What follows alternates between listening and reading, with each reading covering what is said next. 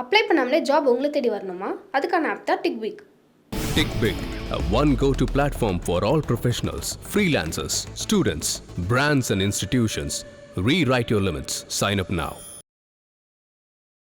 இடியிலேருந்து தப்பிக்கிறதுக்கும் சிபிஐலேருந்து தப்பிக்கிறதுக்கும் மத்திய அரசாங்கத்தோட வழக்குகள்லேருந்து தப்பிக்கிறதுக்கும் தான் எடப்பாடியும் அவருடைய கட்சியை சார்ந்த முன்னணி தலைவர்களும் பிஜேபியோட போகிற முடிவு எடுத்தாங்க என்ற கருத்து ஒதுக்கி தள்ள முடியாத கருத்து தான் என்னை பொறுத்த வரைக்கும். ஆனால் அந்த வாக்கு வங்கியே அப்படியே போய் சேருமான்னு கேட்டிங்கன்னா அது அவ்வளோ சுலபமாக சொல்ல முடியாது. நடக்கலாம், நடக்காமலும் போகலாம். இன்றைக்கி ஒரு வேளை திமுக வேணான்னு திரும்ப ஒரு முடிவு எடுக்கிறாரா? எடுக்க மாட்டார். ஒரு கற்பனையாக வைத்துக் கொள்ளுங்கள். அப்படி எடுக்கிறார் என்றால் அவருடன் இருக்கக்கூடிய எம்எல்ஏக்கள், ஒரு எம்பி, இந்த 5 பேரில் எத்தனை பேர் திருமாவோட இருப்பாங்கன்றது $1 மில்லியன் கஷ்டம். எனக்கு தெரிஞ்சு ஒருத்தரை தவிர மற்றவங்க அத்தனை பேரும் அந்த பக்கம் போயிடுவாங்க தான் கேட்குறேன், நான் கேள்விப்படுகிறேன். ஆகவே இவருடைய அதே மாதிரி விசிகாவில் உள்ள மாவட்ட செயலாளர்கள், முக்கிய நிர்வாகிகளும் திமுக நினைத்தால் அவர்களை அந்த பக்கம் இழுக்கலாம். இப்போ ஏடிஎம்கே பிஜேபியோட கூட்டணி போகிறது டிஎம்கே கூட்டணிக்கு சாதகமான ஒரு விஷயம் தானே. ஆனால் தொடர்ச்சியாக டிஎம்கே கூட்டணியில் இருக்கக்கூடிய திருமா அவர்கள் ஏடிஎம்கேவை பிஜேபியை விட்டு வெளியே வாங்கன்னு எச்சரிக்கிறாரு திருமா. ஸோ அப்படி அவர் கருத்தை பதிவு பண்ணுறாருல, அதனோட நோக்கம் என்ன? அதிமுக பாஜக கூட்டணி உருவெடுப்பது திமுகவுக்கு லாபம் தான். சிறுபான்மையின மக்கள் அப்படியே என்மாசா இல்லை 90%, அட்லீஸ்ட் 90% பக்கம் வருன்றதெல்லாம் உண்மை தான். ஆனால் அதை மீறி ஒரு பயம் வந்து திமுகவுக்கும் விசிகாவுக்கும் காங்கிரஸுக்கும் இருக்குது. திமுகவுக்கு மாற்றாக ஒரு மதசார்பற்ற ஆல்டர்னேட்டிவ் தமிழ்நாட்டில் உருவெடுக்காவிட்டால் பிஜேபியின் வளர்ச்சி தவிர்க்க முடியாது. ஆனால் கூண்டில் ஏற்ற வேண்டிய ஒரு அரசை 4.5 வருஷம் அதிகாரத்தில் இருக்கு, எத்தனையோ பிரச்சனை சந்தி சிரிக்குது, அதை தொடாமல் இருக்காங்க. இது அத்தனையும் மீறி அது தீண்டத்தகாத கட்சி தான் பிஜேபி. சிறுபான்மையின வாக்குகள் லட்டு மாதிரி உங்களுக்கு தான் வரப்போகுது திமுக கூட்டணிக்குன்னா. அதிமுக பாஜக கூட்டணி பற்றி நீங்கள் ஏன்டா டெய்லி பேசுகிறீங்க சார்? அப்போ இது வந்து திரும்ப முன்வைக்கக்கூடிய கருத்துக்கள் வெறும் தோழமை நோக்கம் மட்டும் இல்லை. அவங்க யாரோடையா போனால் உங்களுக்கு என்னங்க வந்தது?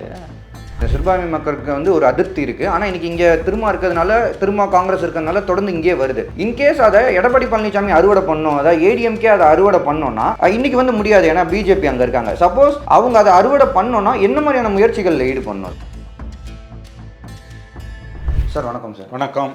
From the day one AIADMK பிஜேபியோட கூட்டணி வச்சதுலேருந்தே திருமாவளவன் அவர்கள் ஒரு கருத்தை தொடர்ச்சியாக பதிவு பண்ணிட்டே வர்றாரு. அது என்னன்னா, அதிமுகவை பிஜேபி விழுங்கிவிடும், கூட்டணிக்கு போன காரணத்தால் அதிமுகவை பிஜேபி விழுங்கிவிடும் அப்படின்றத பல இடங்களில் திருமாவளவன் அவர்கள் பதிவு பண்ணிகிட்டே வர்றாரு. நேற்று அதுக்கு எதிர்கருத்தாக எடப்பாடி அவர்கள் என்ன சொல்கிறாருன்னா, நாங்கள் சேஃபாக தான் இருக்கோம், எங்களுக்கு எந்த பிரச்சனையும் வராது, திமுக தான் விடுதலை சிறுத்தைகளை விழுங்கிவிடும், நீங்கள் பார்த்துருங்க அப்படின்னு சொல்லி பதிவு பண்ணுறாரு. இது எப்படி பார்க்குறீங்க சார்? அதாவது தானிக்கு தேனின்னுவாங்க. திருமா சொன்னாருன்றதுக்காக எடப்பாடி சொல்கிறாரு. திருமாவை தவிர விவரமறிந்த பலரும் வைக்கக்கூடிய குற்றச்சாட்டு, காலப்போக்கில் அதிமுகவை பிஜேபி விழுங்கிடும். பிஜேபி விழுங்கிடும்னா அதிமுக தலைவர்களை மட்டும் சொல்லலை, வாக்கு வங்கியை விழுங்கிடும்ன்றாங்க. இங்கே இருக்கக்கூடிய நம்ம முக்கியமாக கவனிக்க வேண்டிய விஷயம், ஒரு கட்சி இன்னொரு கட்சி விழுங்கும் அப்படின்ற குற்றச்சாட்டு எழும்பொழுது நாம் கவனிக்க வேண்டியது விழுங்கப்படுகிற கட்சியோட தலைவர்களை பற்றி இல்லை. அது அவர்கள் வந்து எதிரும் புதிருமான கொள்கை உடையவர்கள் வந்து அந்த மாதிரி சேரும்பொழுது என்ன ஆகும்னு கேட்டிங்கன்னா, தலைவர்கள் வந்து தனிப்பட்ட லாபத்துக்காக தான் போய் சேருவாங்க. அவன் தன்னை காப்பாற்றிக்கிறதுக்கும் சொத்தை காப்பாற்றிக்கிறதுக்கும் வழக்குகள்லேருந்து காப்பாற்றிக்கிறதுக்கும் தான் ஒரு மாநிலத்தில் தீண்டத்தகாத கட்சியாக இருக்க ஒரு கட்சியோட ஒரு பெரிய கட்சி போய் சேரும். இன்றைக்கி அதிமுக பிஜேபியோட சேர்ந்ததுன்னா அதுதான் காரணம்.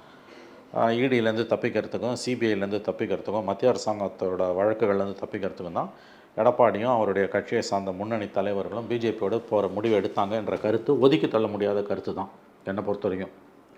ஆனால் அந்த வாக்கு வங்கியே அப்படியே போய் சேருமான்னு கேட்டிங்கன்னா அது அவ்வளோ சுலபமாக சொல்ல முடியாது. நடக்கலாம், நடக்காமலும் போகலாம். அதிமுக வாக்கு வங்கி என்பது ஜெயலலிதா காலத்துலேருந்தே சாஃப்ட் இந்துத்துவாவாக இருக்கிறதால அது பிஜேபியோட போகிறதுக்கான வாய்ப்புகள் அதிகம். அந்த விதத்தில் அதிமுகவை பாஜக காலப்போக்கில் விழுங்கிவிடும் என்று அவர் விழுங்கிவிடும்னு சொல்கிறாரு. ஆனால் காலப்போக்கின்ற வார்த்தையை அவர் சொல்லலை. அவர் அதையும் சேர்த்து சொல்லியிருந்தாருன்னா திரும்ப அது நல்லா இருந்திருக்கும். விழுங்கிவிடும் என்ற கருத்து ஒதுக்கி தள்ள முடியாத கருத்து. அது திருமாவின் கருத்து மட்டுமல்ல, தமிழக வரலாறு அரசியலை உற்று நோக்கக்கூடிய, அரசியல் குறித்த, இன்றைய இந்திய அரசியல் குறித்த, ஆர்எஸ்எஸ் குறித்த, மதவாதம் குறித்த, இந்துத்துவா குறித்த குறைந்தபட்ச அறிவு உள்ளவர்கள் எல்லோருக்குமே அந்த கருத்து இருக்கத்தான் செய்கிறது. அதை ஒதுக்கி தள்ள முடியாது. ஆனால் திருமா அவர்களை பற்றி எடப்பாடி சொன்னது டு அ லார்ஜ் எக்ஸ்டென்ட் பெரும்பாலும் வந்து அது தவறானது. ஆனால் அதில் ஓரளவு உண்மை இருப்பதை நாம் ஒப்புக்கொள்ள வேண்டும். ஓரளவுக்கு, அதாவது இன்றைய விசிகா என்பது திமுகவுக்கு கட்டுண்டு கிடக்கிறது. கடந்த 25 ஆண்டுகளில் பார்த்தீங்கன்னா 2001 அவங்க வந்து பெரும்பாலும் திமுகவோட தான் பயணிச்சிருக்காங்க. திமுகவோட பயணித்ததால தான் அவங்களுக்கு எம்எல்ஏ எம்பிஸ்லாம் வந்திருக்காங்க. 2 தடவை திருமாவளவன் எம்பி ஆனது வந்து திமுகவோட சேர்ந்து தான். திமுகவோட சேர்ந்தெல்லாம் ஆகவும் முடியாது அவரால். இன்றைக்கு 4 எம்எல்ஏக்கள், ஒரு 2 எம்பிஸ் இருக்காங்க, 6 பேர் இருக்காங்க மொத்தம். இந்த விசிகாவை திமுக விழுங்கிவிடும் என்பது, நான் அதிகாரத்தில் உள்ளவர்களை திமுக விழுங்கிவிடும் என்று எடப்பாடி சொன்னதாக எடுத்துக்கொள்கிறேன். அதுக்கு வாய்ப்பு இருக்குது. அவங்க வந்து இன்றைக்கி ஒரு வேளை திமுக வேணான்னு திரும்ப ஒரு முடிவு எடுக்கிறாருன்னா எடுக்க மாட்டார். ஒரு கற்பனையாக வைத்துக்கொள்ளுங்கள். அப்படி எடுக்கிறார் என்றால் அவருடன் இருக்கக்கூடிய எம்எல்ஏக்கள், ஒரு எம்பி, இந்த 5 பேரில் எத்தனை பேர் திருமாவோட இருப்பாங்கன்றது $1 மில்லியன் கொஸ்டின். எனக்கு தெரிஞ்சு ஒருத்தரை தவிர மற்றவங்க அத்தனை பேரும் அந்த பக்கம் போயிடுவாங்கன்னு தான் கேட்குறேன், நான் கேள்விப்படுகிறேன். ஆகவே இவருடைய அதே மாதிரி விசிகாவில் உள்ள மாவட்ட செயலாளர்கள், முக்கிய நிர்வாகிகளும் திமுக நினைத்தால் அவர்களை அந்த பக்கம் இழுக்கலாம். ஆனால் விசிகா வாக்கு வங்கி அவ்வளோ சுலபமாக இழுக்க முடியாது. விசிகா வாக்கு வங்கி இப்போயே திமுகவுக்கு எதிராக தான் திரும்பி நிற்குது. அதிமுகவை பிஜேபி விழுங்கிவிடும் என்று திரும்ப சொல்லும் பொழுது அது தலைவர்களுக்கும் ஓரளவு தொண்டர்களுக்கும் பொருந்தக்கூடிய விஷயம்தான், நான் ஒப்புக்கொள்கிறேன். அது சாஃப்ட் இந்துத்துவா தான். ஆனால் விசிகாவை எடப்பாடி வந்து திமுக விழுங்கிவிடும் என்று சொல்லுகிறார் என்றால் அது டு அ லார்ஜ் எக்ஸ்டெண்ட் பெரும்பாலும் தலைவர்களுக்கு தான் பொருந்தும், தொண்டர்களுக்கு அது பொருந்தாது. இரண்டுத்துக்கும் அடிப்படையில் இருக்க வித்தியாசத்தை நம்ம புரிந்து கொள்ள வேண்டும். தலித் வாக்குகளில் வந்து இன்றைக்கி ஆன்டி டிஎம்கே வந்து கடுமையாக வர ஆரம்பிச்சிருக்கு. என்ன திமுக நல்ல நேரம் அதை அறுவடை பண்ணுறதுக்கு எதிர்க்கட்சிகள் தயாராக இல்லை. எடப்பாடியால் அதை அறுவடை பண்ண முடியல, நரேட்டிவை பில்ட் பண்ண முடியல. வெண்ணெய் உடஞ்சி தாழி உடஞ்சி வெண்ணெய் வெளியில் வந்துடுற நேரத்தில் கூட அவரால் கையை கெட்ட வச்சு அதை பிடிக்கவும் முடியல, பாத்திரத்தை வச்சு பிடிக்கவும் முடியல. அதனால் 2 பேரும் சொல்லக்கூடிய அந்த கருத்தை நம்ம சீர்தூக்கி பார்க்கும் பொழுது திரும்ப சொல்லக்கூடியது 75% மேலே உண்மை, எடப்பாடி சொல்லக்கூடியது ஒரு 25% உண்மை. இதை தான் நீங்கள் புரிஞ்சுக்கணும். அடிப்படையில் நீங்கள் புரிந்து கொள்ள வேண்டியது, இந்த தலைவர்கள் எக்கடகட்டு போகட்டும், தொண்டர்கள் எங்கே போவார்கள் அந்த வாக்கு வங்கி என்னும் பொழுது அதிமுக வாக்கு வங்கி காலப்போக்கில் திமுகவுக்கு வேறொரு நல்ல கவனிங்கன்னா திமுகவுக்கு காலப்போக்கில் வரும் நாட்களில் திமுகவுக்கு மாற்றாக வரும் தேர்தலுக்கு பிறகு கூட நான் சேர்த்து தான் சொல்லிக்கிறேன். ஏன்னா ஒரு தேர்தலோட ஒன்று வாழ்க்கை முடிஞ்சிடாது, அரசியல் முடிஞ்சிடாது, உலகம் இருண்டாது.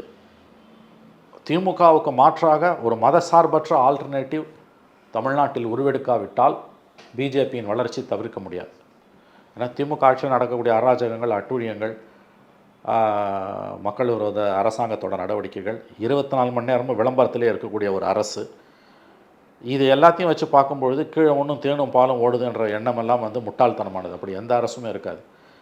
என்னுடைய கவலையெல்லாம் திமுகவுக்கு மாற்றாக ஒரு மதசார்பற்ற ஆல்டர்னேட்டிவ் தமிழ்நாட்டில் உருவெடுக்காவிட்டால், செக்யூலர் ஆல்டர்னேட்டிவ் மதசார்பற்ற மாற்று அரசியல் உருவெடுக்காவிட்டால், ஏன்னா அதிமுக ரொம்ப பலவீனமாக இருக்குது. அது எவ்வளோ தான் வந்து அதுக்கிட்ட குறைகள் இருந்தாலும் அது ஒரு மதசார்பற்ற கட்சி.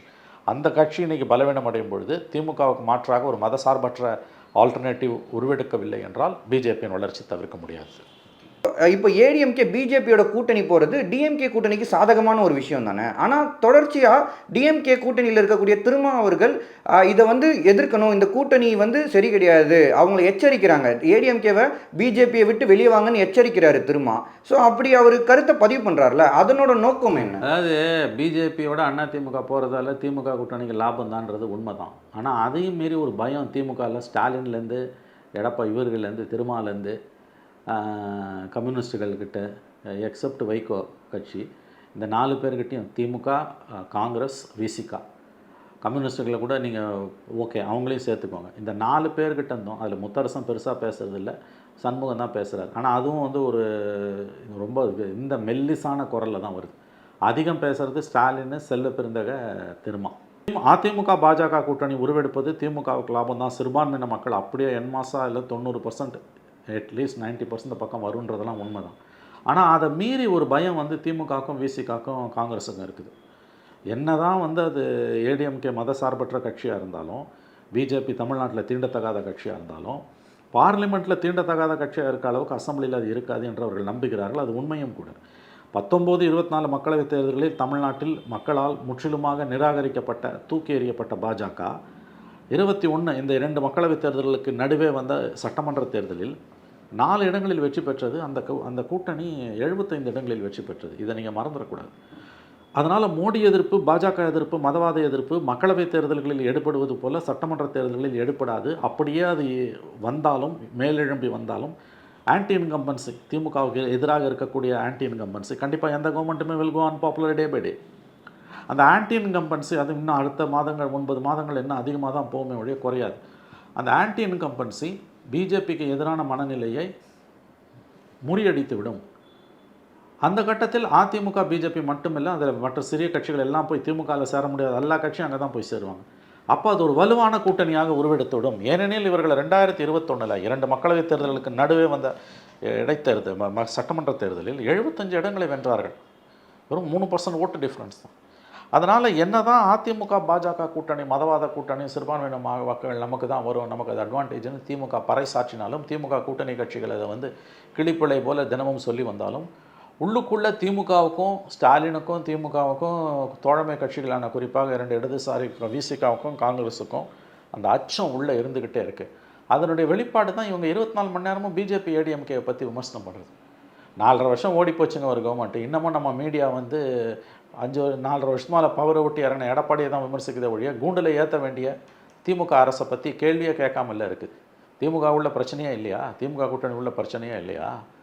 ஆனால் திமுக எப்படி வட இந்திய மீடியா மோடி வந்து 12 ஆண்டுகள் ஆனாலும் இன்னமும் காங்கிரஸும் எதிர்க்கட்சிகளையும் வசைப்பாடி கொண்டு இருக்கிறதோ, அதே மாதிரி தமிழ்நாட்டில் இருக்கக்கூடிய கோடி மீடியானா மடியில் உட்காந்துருக்க மீடியா, ஆட்சியாளர்களுடைய செல்ல பிராணி. தமிழ்நாட்டு மீடியா கோடி மீடியானா ஆட்சியாளர்களின் செல்ல பிராணி. கோடி மீடியா, தமிழ்நாட்டில் இருக்க கோடி மீடியா 4.5 வருஷத்துக்கு முன்னால் அதிகாரத்தை இழந்த எடப்பாடியை தான் கேள்வி கேட்குதே ஒழிய 24 மணி நேரமும் எடப்பாடியை தான் விவாதிக்கிறானுங்க. அதாவது வாரத்தில் 7 நாள் வந்து அதிமுக பிஜேபியை தான் விவாதிக்கிறானுங்க. அதுவும் எடப்பாடியை தான் அதிமுகவை தான் விவாதிக்கிறாங்க. 7 நாள் ஏன் விவாதிக்கிறாங்கன்னு கேட்டிங்கன்னா 8வது நாள் இல்லை, 8வது நாளும் விவாதிப்பானுங்க அதையும். அதனால் 7 நாள் விவாதிக்கிறானுங்க. ஆனால் கூண்டில் ஏற்ற வேண்டிய ஒரு அரசை 4.5 வருஷம் அதிகாரத்தில் இருக்க எத்தனையோ பிரச்சனை சந்தி சிரிக்குது, அதை தொடாமல் இருக்காங்க. இது அத்தனையும் மீறி அது தீண்டத்தகாத கட்சி தான் பிஜேபி. சிறுபான்மையின வாக்குகள் லட்டு மாதிரி உங்களுக்கு தான் வரப்போகுது திமுக கூட்டணிக்குன்னா, அதிமுக பாஜக கூட்டணி பற்றி நீங்கள் ஏன்டா டெய்லி பேசுகிறீங்க? எதுக்கு டெய்லி பேசுகிறீங்க? அப்போ எதனால் பேசுகிறாங்க? நீங்கள் கேட்ட கேள்விக்கு நான் வரேன். இவங்களுக்கு அட்வான்டேஜ் தானே சார், ஏன் பேசுகிறாங்கன்னு நீங்கள் கேட்குறீங்க. இவங்களுக்கு அட்வான்டேஜ்னு இவங்களே நம்பலை. இவங்களோட உள் மனசில் தெரியுது. மற்ற 3 எலெக்ஷனில் ஜெயித்த மாதிரி 4வது எலெக்ஷனில் சத்தியமாக ஜெயிக்க முடியாது. அது இது அசம்பிளி எலெக்ஷன். நீ என்ன தான் மோடியை விமர்சனம் பண்ணினாலும் 5 வருஷம் பொறுத்து 26 ஏப்ரல் மேலே நடக்க போகிற எலெக்ஷன் ஸ்டாலின் வேணுமா வேணாமான்ற எலெக்ஷன், மோடி வேணுமா வேணாமான்றது கிடையாது. நீ மோடி அரசு மேலே 1000 விமர்சனங்களை பண்ணி எங்களை செயல்பட விடாமல் பண்ணாங்கன்னு 1000 கதை கட்டினீங்கனாலும் கம்பி கட்டினீங்கனாலும் இது வந்து அதிகாரமே கிடையாது, ஒரு அப்கிரேடட் முனிசிபாலிட்டி தான் இது. இந்த மாதிரி எத்தனை கட்டுக்கதைகளை அழுத்து விட்டீங்கனாலும் அதில் உண்மையும் இருக்கலாம் பொய்யும் இருக்கலாம். 5 வருஷம் பொறுத்து நீ மக்கள்கிட்ட போகும்போது மக்கள் விரும்புவது ஒன்று தான், ஸ்டாலின் வேணும். மக்கள் கேள்வி ஒன்று தான், இஷ்யூ ஒன்று தாங்க, ஸ்டாலின் வேணுமா வேணாமா. அந்த இடத்துல அவங்களுக்கு என்ன பயம் வருதுன்னா, நீ என்ன தான் பிஜேபியை எதிர்த்தினாலும் நடக்க போகிறது சட்டமன்ற தேர்தல்ன்றதுனால ஆன்டி இன்கம்பன்சி ஆன்டி மோடியை டைல்யூட் பண்ணிவிடணும் அவங்க பயப்படுறாங்க. அதனால தான் 24 மணி நேரமும் திமுக மட்டும் இல்லை, திமுகவோட தொங்கு சதையாகவே மாறி போன கூட்டணி கட்சிகளும் செல்வ பெருந்தகையாக இருக்கட்டும், திருமாவாக இருக்கட்டும், 2 இடதுசாரிகளாக இருக்கட்டும், இவர்கள் வந்து திமுகவுடைய கிட்டத்தட்ட தொங்கு சதையாகத்தான் இருக்கிறார்கள். பி டீம்ன்றதெல்லாம் சின்ன வார்த்தை. திமுகவை வந்து இவங்க கூட்டணியில் இல்லாமல் இது ஒன்றும் கூட்டணி ஆட்சி கிடையாது, திமுக ஆட்சி. அப்போ இந்த ஆட்சிக்கு நீங்கள் எவ்வளோ தூரம் முட்டு கொடுக்க வேண்டிய அவசியம் கிடையாது. அப்போ இந்த அளவுக்கு நீங்கள் வந்து திமுகவோட ப்ராக்சியாகவே மாறிப்போன பிறகு மக்கள் மத்தியில் வெறுப்பு உங்கள் மேலேயும் தான் திரும்பும். அதனால் என்ன தான் ஆன்டி பிஜேபி தமிழ்நாட்டில் எடுபட்டாலும் அசம்பிளி எலெக்ஷன் வரும்போது ஸ்டாலின் வேணுமா வேணாமான்னு போது மோடி எதிர்ப்பு மட்டுப்படுத்தப்படும். அந்த கோபத்தில் அந்த கவலையில் தான் ஸ்டாலினும் பேசுகிறாரு, செல்வ பிறந்தகையும் பேசுகிறாரு, குறிப்பாக திரும்ப பேசுகிறார். சார், அப்போ இது வந்து திரும்ப முன்வைக்கக்கூடிய கருத்துக்கள் வெறும் தோழமை நோக்கம் மட்டும் இல்லை, அப்போ இதில் இந்த மாதிரியான ஒரு ஐடியாஸும் இருக்குது. இவர் ஏங்க அதிமுகவை பற்றி தினம் ஒரு சர்டிஃபிகேட் கொடுக்குறாரு. இப்போ கூட பார்த்தீங்கன்னா நான் அண்ணா அப்படி அந்த பேட்டியில் இருக்கு பாருங்கள், அந்த 2வது சின்ன பேப்பர் 2வது பேப்பரில் அதில் போட்டிருக்காரு பாருங்கள். அதிமுகவுடனான தோழமை உணர்வு இன்னும் இருக்கிறது. அதிமுக பாஜக கூட்டணி உடைப்பது எங்கள் நோக்கம் இல்லை, நட்புடனோடு தான் கருத்தை சொல்லுவேன். அவலமாக இல்லை இது. அவங்க யாரோடையா போனால் உங்களுக்கு என்னங்க வந்தது? அதிமுகன்றது அது ஒரு தனி கட்சி. அவங்களுக்கு 30% ஓட்டு இருக்குது, 20% வச்சுக்கோங்க. தமிழ்நாட்டு 32-30 வருஷத்துக்கு மேலே ஆண்ட கட்சி. அந்த கட்சி யாரோட போனால் உங்களுக்கு என்ன வந்தது? சரி, ஒரு தடவை அலையன்ஸ் வந்தப்போ விமர்சனம் பண்ணிட்டு போக வேண்டியதானே. தொடர்ந்து அதையே விமர்சனம் பண்ணிடுங்க. அதுக்கப்புறம் அந்த பேட்டியில் கூட நேற்று என்ன சொல்கிறார் அவர், எங்களுக்கு பாஜக தான் கொள்கை பகை, அதிமுக அல்ல. பாஜகவால் பாதிக்கப்பட்ட அதன் கூட்டணி கட்சிகள் பலவற்றை கூற முடியும். கூட்டணி கட்சிகள் பலவீனப்படுத்தி முதுகில் சவாரி செய்து அந்தந்த மாநில பாஜக கையாண்டு வருகிறது. அதை வைத்து தமிழகத்தில் பாஜக கையாளுகிறது. திமுகவை அதிகாரத்திலிருந்து வெளியேற்றதை விட அதிமுகவை பலவீனப்படுத்தி தமிழகத்தின் 2வது பெரிய கட்சியாக பாஜக நினைக்கிறது. அதிமுகவுடனான தோழமை இன்னும் இருக்கிறது. அக்கட்சி பாழ்பட்டு விடக்கூடாது என்ற பொறுப்புடன் தான் சுட்டி காட்டுகிறோம். அதிமுக மீதோ பழனிசாமி மீதோ காழ்ப்புணர்ச்சி இல்லை. அதிமுக பாஜக கூட்டணி உடைப்பதும் எங்கள் நோக்கமில்லை. என்ன பேச்சு இதெல்லாம்? அவங்களுக்கு புத்தி இருக்குதுல்ல, யாரோட போகணும் யாரோட போகணும். நீங்கள் திமுகவில் போய் வசதியாக உட்காந்துப்பீங்க.